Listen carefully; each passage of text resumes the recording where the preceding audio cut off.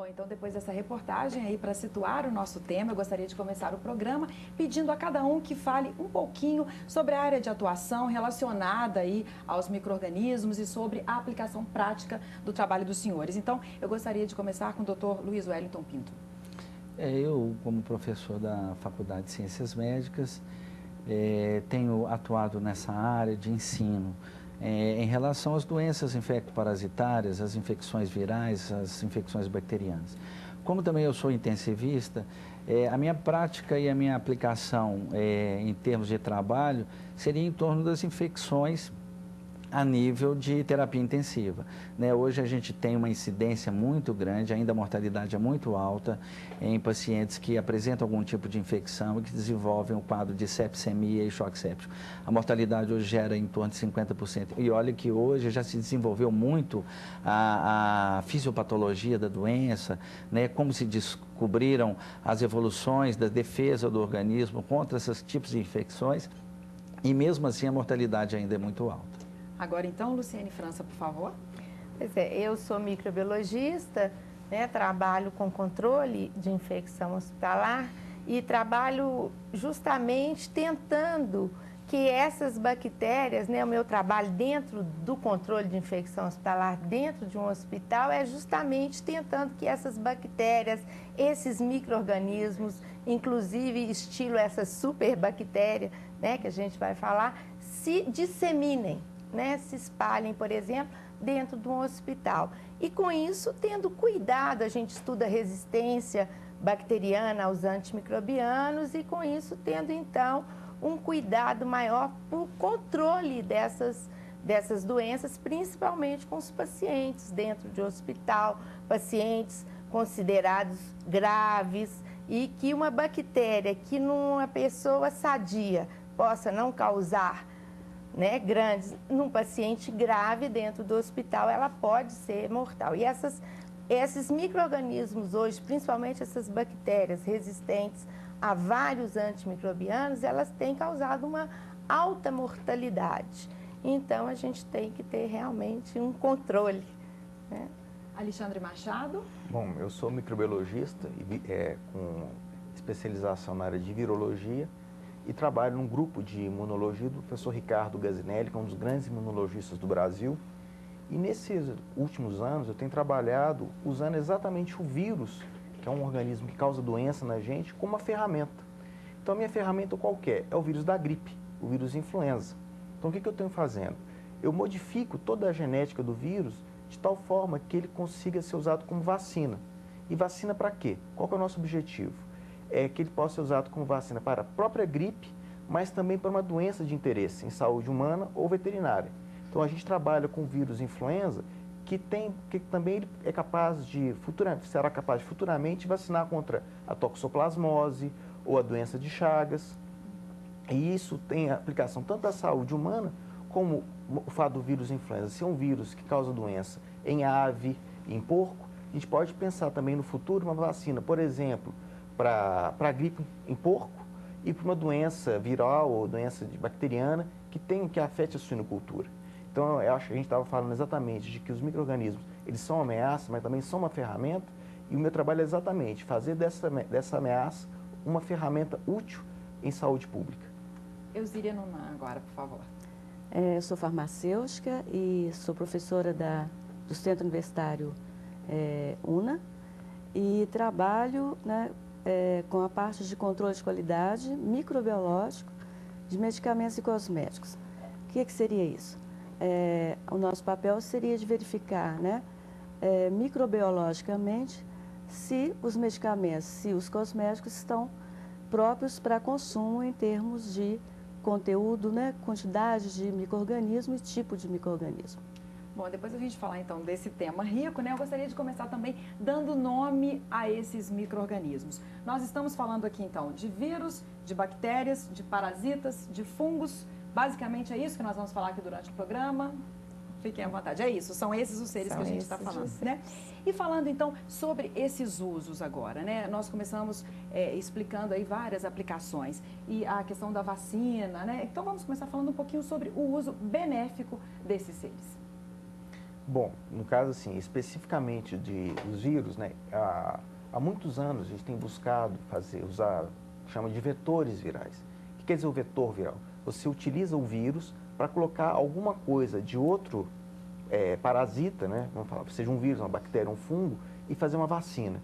Então, muito tem se estudado um vírus chamado adenovírus, um parente, um primo distante do vírus da varíola, que é o vírus chamado MVA, e mais recentemente alguns outros vírus, como o vírus da influenza, tem alguns trabalhos com o vírus do sarampo, ou o próprio vírus da febre amarela. Há um grupo muito forte no Rio de Janeiro, na Fiocruz, do Dr. Ricardo Galler, que trabalha, a ideia é fazer vacina contra a dengue, usando o vírus da febre amarela. Então a gente tenta modificar, tem diversos nomes da técnica. No caso da influenza é genética reversa, mas todas são aquilo que a gente chamava popularmente de engenharia genética. Basicamente, a gente manipula toda a parte genética desses micro-organismos, né, os tijolos, né, que constituem a vida, para usar como ferramenta para a gente criar um novo organismo capaz de ser usado em vacinações em seres humanos.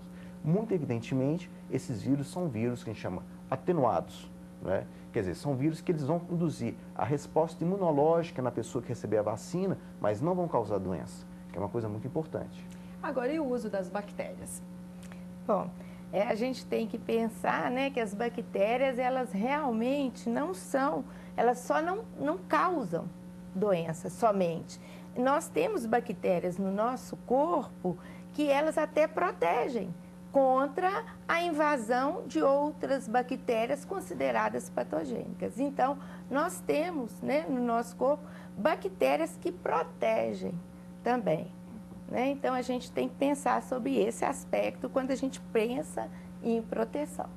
Né? Agora, o que hoje tem acontecido é que muitas vezes o uso, o meio ambiente, né? A mudança, a biodiversidade no meio ambiente tem modificado muito isso. E principalmente, que eu imagino que a gente vai discutir ainda, o uso, né, indiscriminado de antibióticos tem feito com que bactérias, que muitas vezes até estão protegendo, né, o nosso corpo contra a invasão de outras patogênicas, podem se tornar patogênicas, adquirindo resistência. Né? Eu gostaria de acrescentar, né, que no lado benéfico também, né, nós temos micro-organismos que vão, né, produzir antibióticos, né, micro-organismos que vão produzir vitaminas, micro-organismos que são utilizados para a parte de alimentos, né, e para a parte de bebidas, né, a parte de alimentos tem o iogurte, tem uma série de produtos fermentados, né, e na parte de bebidas, os fermentados, nós temos cerveja, o vinho, o champanhe, né. E aí, falando de alimentos, ela falou do lado bom, mas a gente tem também o lado ruim, tocando aí nas bactérias, que é a questão da contaminação dos alimentos, né? Esse é um problema, falta um trabalho maior de fiscalização. O que a gente poderia dizer em relação a essa contaminação de alimentos? Bom, o que a gente vê hoje que realmente existe um controle cada vez maior. Hoje já existem entidades, né? Fora a Anvisa, e dentro da Anvisa, existem aspectos que cuidam disso. Porque hoje, realmente, a grande preocupação, por exemplo, é uma água, né, contaminada por uma bactéria que pode vir a trazer graves doenças. Eu imagino, né, que você possa falar até um pouco desse tipo de doenças. Mas o que a gente vê cada vez mais é uma grande preocupação, principalmente através da Anvisa, no controle, né, desses alimentos, para que isso possa ser minimizado. Pois é, exatamente. Agora o doutor, então, falando aí dessas doenças. Bom, as doenças, elas aparecem quando há um desequilíbrio, né, no organismo. Né? Quando você tem bactérias que são patogênicas e bactérias que têm a capacidade de defesa, normalmente o que acontece? Há um equilíbrio. Quando você tem um desequilíbrio, ou por um fator imunológico, ou por um problema de uma doença qualquer, uma doença crônica, e, por exemplo, pacientes que tenham insuficiência renal, pacientes que tenham insuficiência cardíaca, alguma doença crônica, como a síndrome de deficiência adquirida, que é a AIDS, a partir desse momento que ele pega uma infecção ou que ele é contaminado através de uma bactéria que vem através de um alimento, por exemplo, a salmonelose, a shigellose, ele pode ter um desenvolvimento de uma doença mais grave do que o indivíduo normal. Por quê? O indivíduo normal, ele tem uma imunocompetência do sistema imunitário dele, o que normalmente não acontece com esses outros que têm alguma outra doença que seja um fator predisponente. Quando ele tem essa contaminação através de uma bactéria externa, de um alimento contaminado, né, de uma água contaminada, o que acontece normalmente? Ele desenvolve essa doença de uma forma mais grave do que esse indivíduo normal. Então, esses cuidados, essas pessoas que têm algum problema de saúde crônico, eles devem estar atentos para o tipo de alimento, para essa forma, se esse alimento que ele está fazendo uso é um alimento que é avaliado pela Anvisa, se essa água, se, por exemplo, esses alimentos são, de uma forma geral, como se diz, bem feito, né, essa avaliação desses órgãos públicos, ele tem essa condição de estar alimentando com uma certa segurança. Eu só queria acrescentar um pouquinho, né, nisso aí, porque a gente pensa nessa questão só em relação ao alimento, né?